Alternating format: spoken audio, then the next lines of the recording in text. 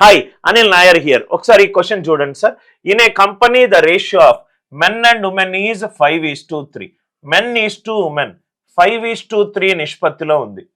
When 150 additional women, so దీంట్లో 150 మంది additional women చేరారు.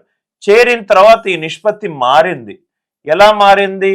5:4 నిష్పత్తిగా మారింది. 5:4 నిష్పత్తిగా మారింది. నా ఇక్కడ మీరు అబ్జర్వ్ చేస్తే చాలా ఈజీ క్వశ్చన్. ఎంతమంది ఉమెన్ యాడ్ అయ్యారు? 150 మంది ఉమెన్ యాడ్ అయ్యారు. మెన్ ఇక్కడ 5 ఉంది, ఇక్కడ 5 ఉంది, అంటే 3 కాస్త 4 అయింది. 1 పెరిగింది, కానీ క్వశ్చన్లో 1 బదులు 150. క్వశ్చన్లో 1 బదులు 150. క్వశ్చన్ ఏంటి?